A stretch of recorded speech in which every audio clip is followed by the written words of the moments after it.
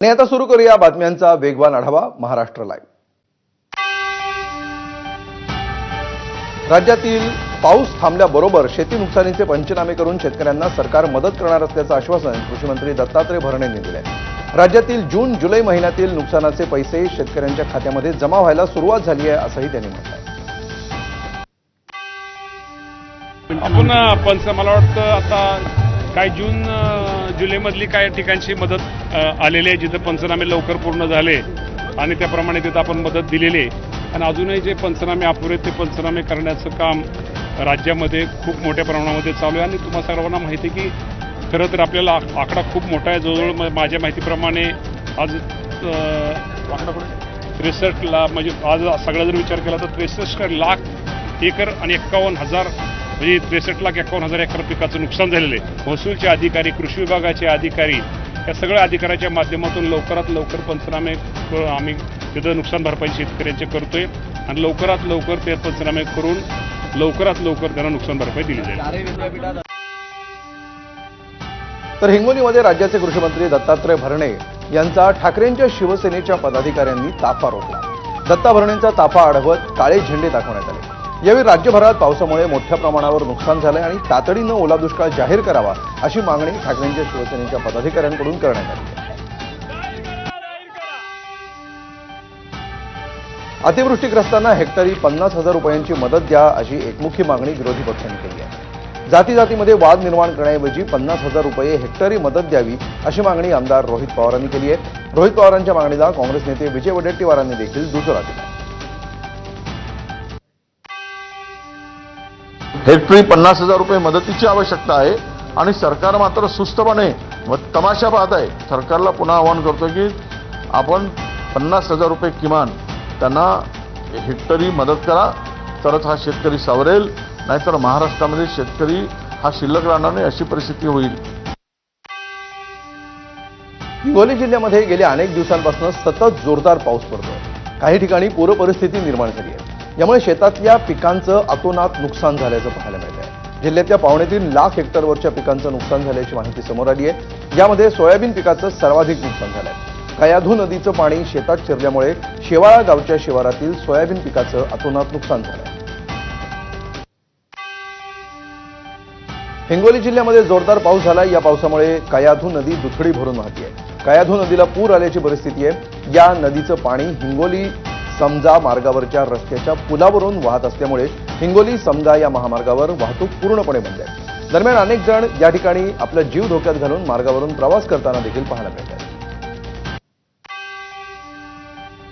लातूर जिल्ह्यामध्ये गेल्या 4 दिवसांपासून तुफान पाऊस सुरू आहे। 60 महसूल मंडळांपैकी 20 महसूल मंडळामध्ये अतिवृष्टी झाली आहे। हासाळा ते शिंदाळा या मार्गावरील पूल वाहून गेलाय, तर शिरूर आनंदपाळ तालुक्यातील 3 गावांना पुराच्या पाण्याचा वेढा होता। मात्र आता पाणी ओसरायला सुरुवात झाली। लातूर जिल्ह्यातील विविध भागातील 27 पूल पाण्याखाली गेल्यामुळे वाहतूक ठप्प होती। पाणी ओसरायला सुरुवात झाल्यानंतर या पुलावरची वाहतूक पुन्हा सुरळीत झाली आहे। त्यामध्ये औसा तालुक्यातील 6 पूल, निलंगा तालुक्यातील 6 पूल, देवणी तालुक्यातील 6 पूल यासह जिल्हाभरातील 27 पूल पाण्याखाली गेल्यामुळे वाहतूक ठप्प होती। पाणी ओसरल्यामुळे आता वाहतूक सुरळीत झाली।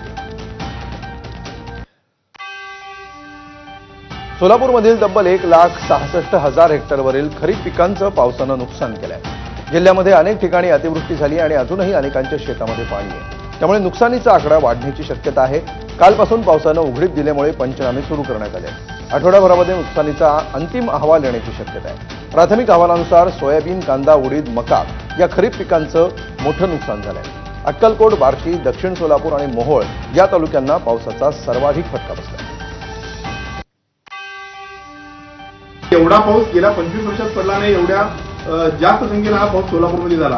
परंतु नुकसान भरपाई द्यायची जेव्हा वेळ आली तेव्हा परभणीला 128 कोटी रुपये आणि सातारा, सांगलीला 37-38 कोटी रुपये दिल्याचं कालच्या शासन जी आर मध्ये आम्हाला निदर्शनास आलं। परंतु सोलापूरला एवढा मोठा पाऊस होऊन सोलापूरमधली सगळी नगदी पिकं ही पाण्याखाली गेली। सोलापूरला महापूर आला। सगळी पिकं पाण्याखाली असताना पालकमंत्र्यांनी आता या ठिकाणी दौरे केले, पंचनामे केले, परंतु मदत ही आजच्या तारखेला जाहीर केली गेली नाही। सोलापूर जिल्ह्यातल्या बार्शी तालुक्यामध्ये ढगफुटी सदृश पाऊस झालाय। यामुळे संपूर्ण शेत शिवारामध्ये पाणी साचलंय। पावसामुळे ओढ्यानं अक्षरशः प्रवाह बदलल्याचं पाहायला मिळालं। आगळगाव परिसरामध्ये झालेल्या पावसामुळे उंबरगेमधील हवळे ओढ्याला पूर आलाय. पुराचं पाणी ओढ्यातून ओव्हरफ्लो झाल्यामुळे थेट शेतात शिरलंय. त्यामुळे शेतकऱ्यांच्या ड्रॅगन फ्रूटचं पीक जमीनदोस्त झालंय.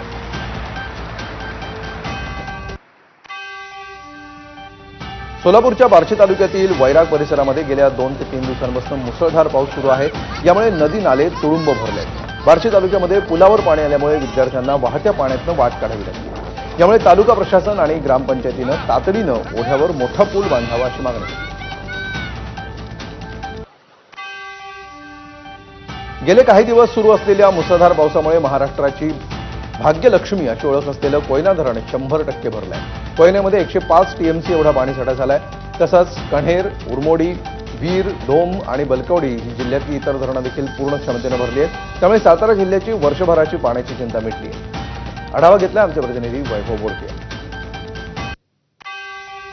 महाराष्ट्राची भाग्यलक्ष्मी म्हणून ओळखल्या जाणाऱ्या कोयना धरणाची पाणीपातळीत झपाट्याने वाढ झाली आहे. त्यामुळे 105 टीएमसीचं कोयना धरण हे आता पूर्ण क्षमतेनं भरल्याचं आपल्याला पाहायला मिळत आहे.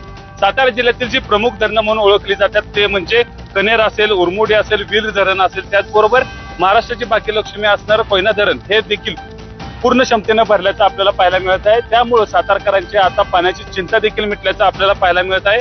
सातारा जिल्ह्यात गेल्या 3 महिन्यांपासून सलग मुसळधार पाऊस पडत असल्यामुळे या डोंगर माथ्यावरची जी प्रमुख धरणं आहेत यामध्ये पाणी पातळीमध्ये झपाट्याने वाढ झाल्याचं आपल्याला पाहायला मिळालं.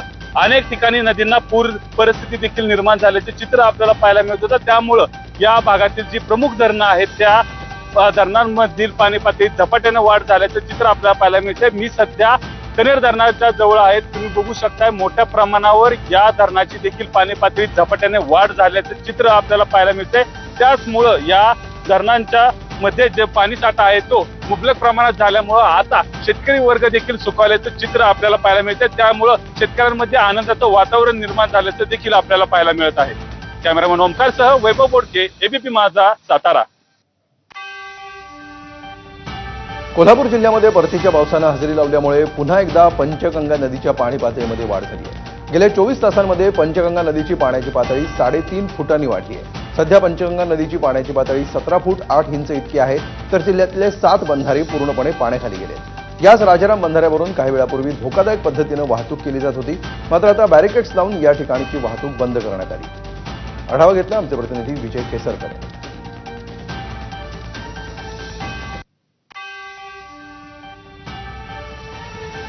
हा आढावा थोड्याच वेळात आपण पाहूया. पुढची बातमी. वाशिम जिल्ह्यामध्ये मुसळधार पावसामुळे अनेक नदी नाले तुडुंब भरलेत. त्यामुळे मोठ्या प्रमाणावर पूर आलाय. जिकडे नजर जाईल तिकडे पाणीच पाणी असल्याचं चित्र आहे. अशाच प्रकल्पाच्या सांडव्याचं पाणी पाणंद रस्त्यावरून वाहत असल्यामुळे वाशिमच्या मनोरा तालुक्यातील पिंपरी हनुमान या गावातील 50 शेतकऱ्यांचा आपल्या शेतामध्ये जाण्याचा रस्ता बंद झालाय. पाणंद रस्त्यामध्ये मोठ्या प्रमाणावर सांडव्याचं पाणी वाहत आहे. त्यामुळे हा रस्ता बंद झालाय. पाणी इतक्या मोठ्या प्रमाणावर जमा आहे की या पाण्यातून ट्रॅक्टर सुद्धा जात नव्हते. त्यामुळे या पाण्यातून वाट काढत शेत गाठावं लागत असल्यामुळे शेतकरी सध्या हैराण आहे. सोन्याच्या दरात मोठी वाढ झाली आहे. सोन्याचा दर प्रतितोळा 1,14,300 रुपयांवर पोहोचलाय. अमेरिकेच्या फेडरल बँकेनं व्याजदर घटवल्याचा परिणाम झालाय. अमेरिकेनं विविध देशांवर लादलेल्या टॅरिफमुळे देखील सोनं महाग झालंय. उद्योगातील गुंतवणूक बेभरवशाची बनल्यामुळे गुंतवणूकदारांनी सोन्याकडे धावलं. नाशिकच्या त्र्यंबकेश्वरमध्ये इलेक्ट्रॉनिक मीडियाच्या पत्रकारांना बेदम मारहाण करण्यात आली आहे. स्वामी समर्थ केंद्राजवळच्या कमानीजवळ गाड्यांच्या प्रवेशाची पावती घेणाऱ्या गुंडांकडून पत्रकारांना मारहाण करण्यात आली. यामध्ये 3 ते 4 पत्रकार गंभीर जखमी झालेत. त्यांच्यावर उपचार सुरू आहेत. पोलिसांकडून या घटनेचा तपास सुरू आहे. तर नाशिकमध्ये पत्रकारांना झालेल्या मारहाण प्रकरणी मुख्यमंत्री देवेंद्र फडणवीसांनी तातडीनं कठोर कारवाई करण्याचे आदेश दिलेत. या संदर्भात नाशिक जिल्हाधिकाऱ्यांना मुख्यमंत्र्यांनी फोन केला. तर मुख्यमंत्र्यांच्या आदेशानंतर आरोपींवर गुन्हा दाखल करण्याची प्रक्रिया सुरू झाली आहे.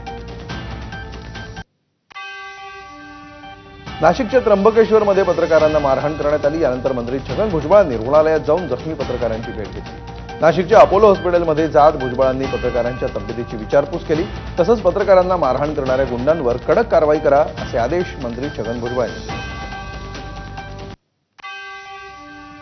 मी एसपींना स्वतः फोन केला ताबडतोब कळल्याबरोबर वाटत असताना, आणि मी त्यांना सांगितलं की ताबडतोब कारवाई करा. आणि पुन्हा आता त्यांना मी सांगतोय की ती कारवाई अतिशय कडक झाली पाहिजे. टाइमपास होता कामा नये. पिंपरी चिंचवड शहरवासियांच्या समस्या मार्गी लावण्यासाठी स्वतः पालकमंत्री अजित पवारांनी जनता दरबार घेतला. IAS IPS दर्जाचे सगळे अधिकारी मंचावर बसवून म्हणजे शासकीय यंत्रणेला सोबत घेऊन अजितदादांचा हा कारभार सुरू आहे. महापालिका निवडणुकीच्या पार्श्वभूमीवर सुरू असलेल्या या जनता दरबारातून अप्रत्यक्षपणे प्रचार सुरू आहे असं म्हणायलाही वाव आहे. भाजपचे आमदार शहराध्यक्ष हे देखील इथे उपस्थित असणं अपेक्षित होतं. असं असलं तरी भाजपनं यावर सोयीस्कररित्या चुप्पी साधली आहे. भाजप आमदार महेश लांडगे यांनी नेहमीप्रमाणे फोन उचलणे टाळले. आमदार शंकर जगताप आणि शहराध्यक्ष शत्रुघ्न काटे यांनी आम्ही प्रतिक्रिया देणार का हे कळवतो असं तर आमदार अमित गोरखेंनी आपण पुण्यात आहोत आणि शहरात आल्यावर कळवतो असं उत्तर दिलं. कदाचित अजितदादांच्या भीतीपोटी भाजप बोलणं टाळतंय असंच एकंदरीत दिसून येतंय. पिंपरी चिंचवडमधील उपमुख्यमंत्री अजित पवारांच्या जनता दरबारामध्ये 79 वर्षीय सुभाष बोधे पोहोचले. या आजोबांनी पिंपरी चिंचवड पालिकेच्या प्रशासक काळात झालेला कारभार मांडलाय. बोधे कुटुंबियांच्या घरासमोर पालिकेनं रस्त्याचं केलेलं काम, त्यातून झालेला त्रास आणि मिळालेली उत्तरं या आजोबांनी अजितदादांसमोर मांडली. आधी घराला समांतर रस्ता होता, मात्र आता रस्ता 5 फूट खाली आणि घर वर झालंय, त्यामुळे ते गाडी पार्क करू शकत नाहीत. अशामध्ये गाडी बदलण्याचा अजब सल्ला पालिकेकडून मिळाला. मराठी भाषा आणि स्थानिकांना रोजगार, भूमिपुत्रांना न्याय या मुद्द्यांवरून सरकारला घेरणारे मनसेचे मुंबई अध्यक्ष संदीप देशपांडे यांना भाजपकडून सोशल मीडियावर ट्रोल करण्यात आलंय. संदीप देशपांडे यांनी दादरमध्ये इंदुरी चाट आणि बरंच काही हे उपहारगृह सुरू केल्यानंतर भाजपकडून टीकेला सामोरं जावं लागतंय. या हॉटेलचा कुक परप्रांतीय, हॉटेलमधील पदार्थ परप्रांतीय, प्रमोशन करत आहेत ते पण परप्रांतीय, नाव देवनागरी लिपीमध्ये लिहिलं आहे. त्यांना स्वतःच्या हॉटेलमध्ये मराठी आचारी बसवता येत नाहीत आणि ते मराठी महापौर करण्याच्या गप्पा मारतायत. अशा शब्दात संदीप देशपांडेंना सोशल मीडियावर ट्रोल करण्यात आलाय. तसंच राज ठाकरे आणि संदीप देशपांडे यांचा एकत्रित फोटो लावत हमारे संदीप भैया के दुकान में आने का हा असं वाक्य देखील भाजप समर्थकांनी राज ठाकरेंच्या तोंडी टाकलं. तर मला असं वाटतं ट्रोल करणाऱ्यांची बौद्धिक दिवाळखोरी काय आहे ते यावरनं दिसून येतं. आणि मुळात गंमत अशी आहे की यांना महाराष्ट्राचा इतिहासच माहीत नाही. खरं तर इंदोर शहरामध्ये जो विकास झाला किंवा जे शहर नावारूपाला आलं ते होळकरांमुळे आलं. आदिवासी शेतकऱ्यांच्या जमिनी आता बिगर आदिवासींना भाडेतत्वावर घेता येणार आहेत. यासाठी स्वतंत्र कायदा तयार करण्याची तयारी राज्य सरकारनं सुरू केली आहे. लवकरच या संदर्भात शासन निर्णय निघणार असल्याची माहिती महसूल मंत्री चंद्रशेखर बावनकुळेंनी गडचिरोलीतील पत्रकार परिषदेदरम्यान दिली. यापूर्वी आदिवासींच्या जमिनी हस्तांतरित करण्याची तरतूद नव्हती. आता नव्या कायद्यानुसार जिल्हाधिकाऱ्यांच्या समक्षच भाडेपट्टा करावा लागणार आहे. त्यासाठी किमान मूल्य निश्चित करण्यात आलंय. एकरी 50,000 तर हेक्टरी ₹1,25,000 इतका किमान दर ठरवण्यात आला. की आदिवासी शेतकऱ्यांना आपली जमीन भाडेपट्ट्यावर देण्याचा यापूर्वी कायदा नव्हता. त्यांना भाडेपट्टा घ्यायचा असेल ते कलेक्टर समोर येतील आणि कलेक्टर समोर भाडेपट्टा करून दिल्यावर किमान कमीत कमी ₹50,000 वार्षिक एकरी, ₹1,25,000 हेक्टरी कमीत कमी आणि त्यापेक्षा जास्त करार करता येईल. तर बिगर आदिवासींना जमिनी भाडे तत्वावर देण्याचा फायदा उद्योगपतींनाच होणार आहे.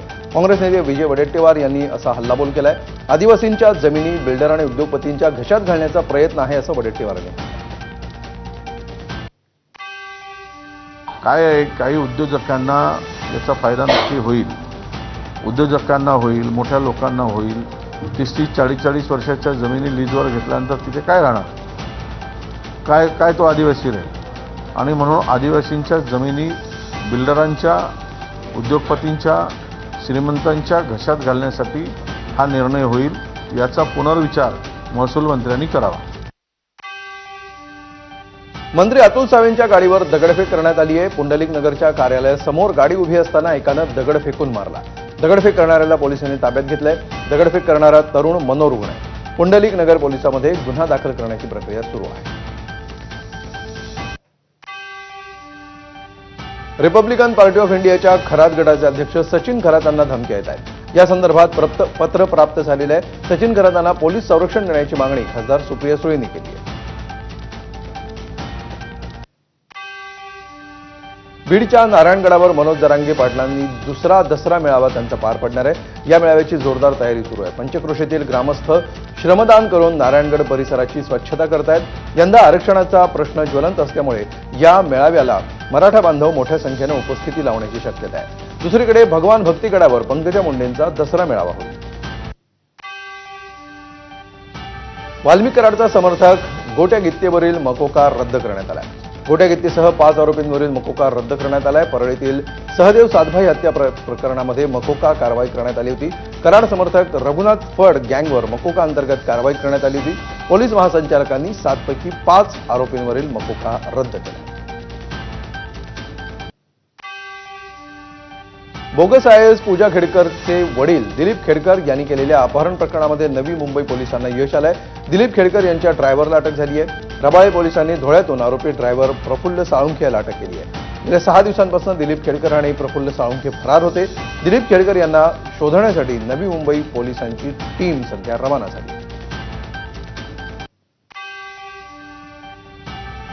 लँड क्रुझर कारवरील चालक प्रफुल्ल ज्ञानेश्वर साळुंखे यास सिंदखेडा तालुका धुळे जिल्हा धुळे या ठिकाणाहून रबाळे पोलीस स्टेशनच्या पथकाने ताब्यात घेऊन त्यास अटक केलेली आहे।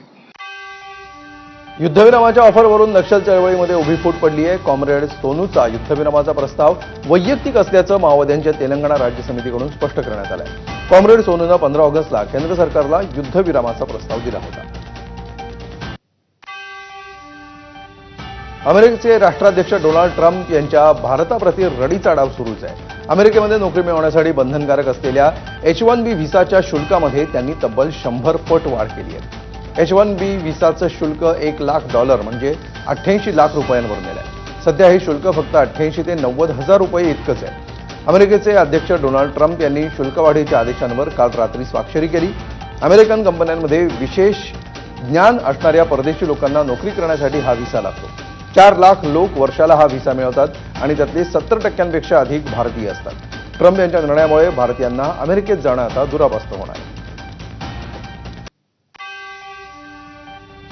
टॅरिफनंतर राष्ट्राध्यक्ष डोनाल्ड ट्रम्प यांनी भारतावर व्हिसा बॉम्ब टाकलाय।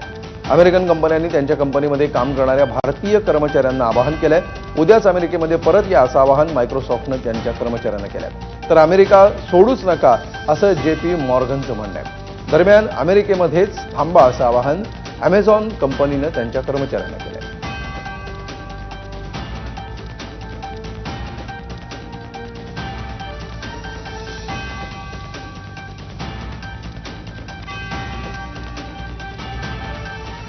आणि यासोबत महाराष्ट्र लाईव्हमध्ये आम्ही इथेच थांबतो आहोत। ताज्या बातम्यांसाठी